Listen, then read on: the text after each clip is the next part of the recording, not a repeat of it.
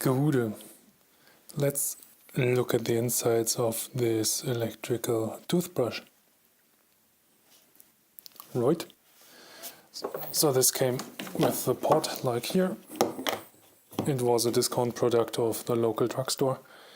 And after 5 years of service, it's still working great. But they discontinued the heads. Talking about planned obsolescence. Maybe we can give the battery a second life in one of these flashlights. But we see. So first things first, we have to open it.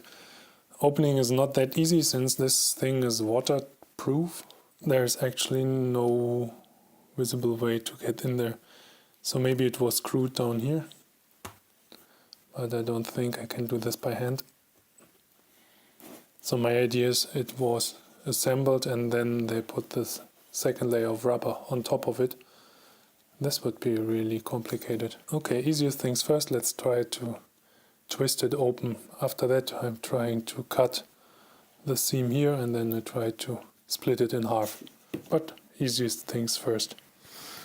Alrighty, here we are with the pliers and let's see, it's not fitting anywhere.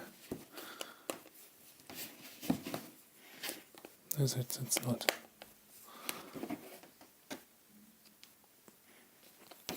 Yeah, I think you need a special tool.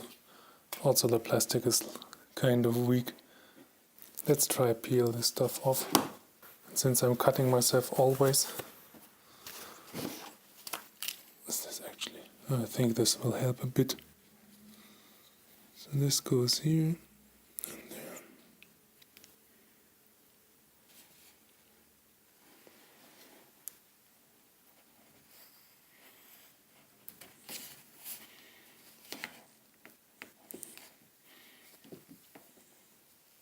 Actually, the rubber cuts as easy as the plastic itself, but this will hurt my hand in the long run.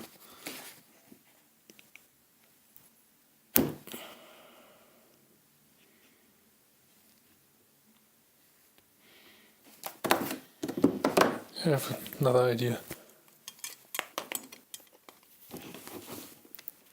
Ah.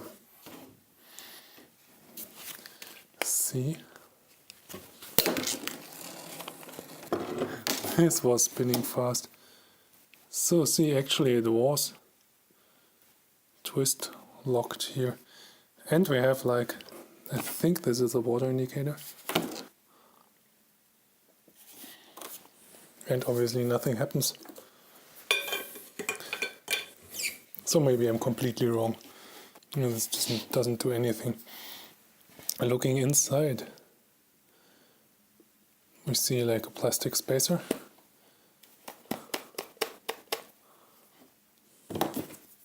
Now it's your time to shine. No, it isn't.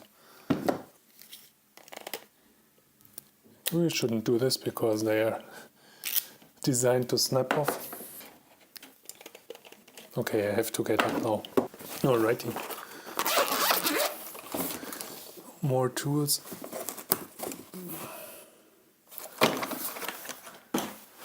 This should work. So let's get this out. Okay, this is a coil. Obviously. And here's a contact, and the other one, maybe I just ripped it off. Okay. And then we have this. Oh, this battery is tiny, so no chance to run it in the sun flare. This is just a AA battery, see 1000 milliamps, 1.2 volts, 2013, I told you it's like 5 years of age. And the two wires I just ripped apart. Anyway, so that's the inside of it. Must be the button, like here. Oh yeah, here's the button.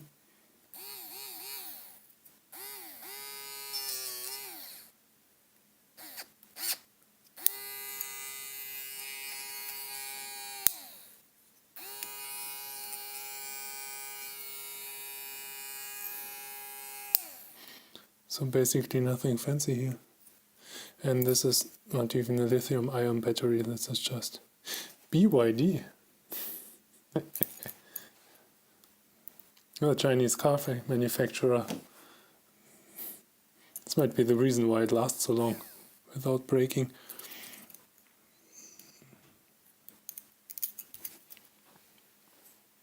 From Trisonic, whatever. And it seems to be a really dumb circuit.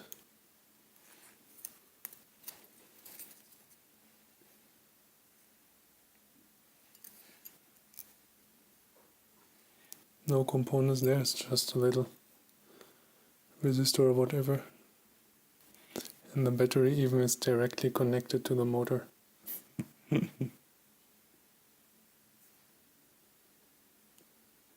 No, it's not. But the spacer actually links them quite nicely. Nothing happens, so it's just a bumper for this to rest on to minimize vibrations. There you can see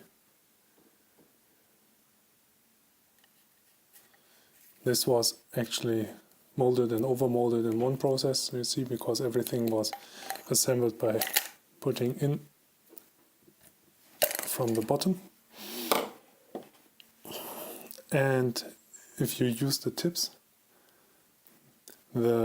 transform this wiggly motion, so this will rotate from left to right, but only like less than 150 degrees or the 180 degrees, I think. And just a few degrees if you see.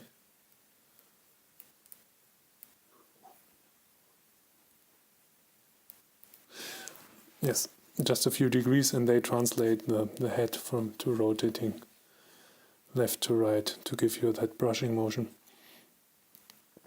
And the other question was, how do they translate this rotary movement into the wiggly movement?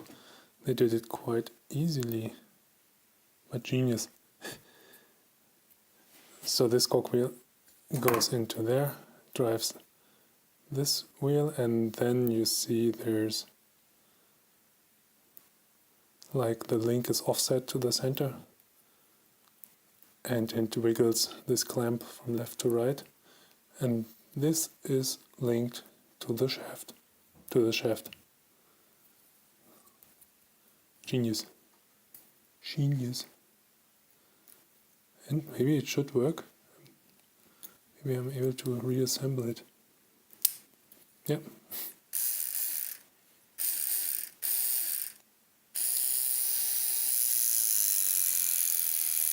And it's quite strong. It's really strong. And the seal is still tight after all these years.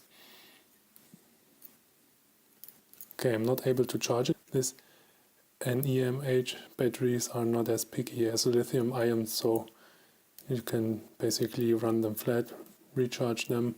They don't carry that much power in there for the size, but they are more forgiving than lithium ion, so you don't need that fancy port and regulation and overcharge protection and undercharge protection.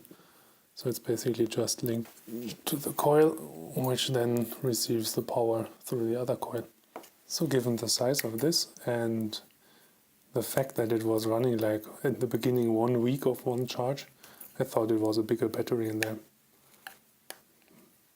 It would have fitted, you see, it's almost the same size, but then I forgot the motor and the gearing.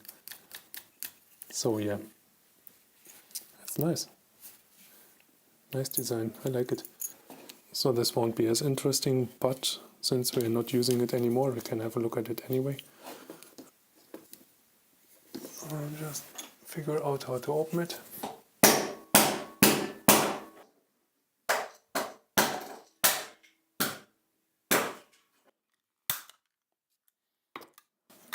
Finally, we got our ring. And a really crude step down. What's wrong with the lighting today? Ah, here we go.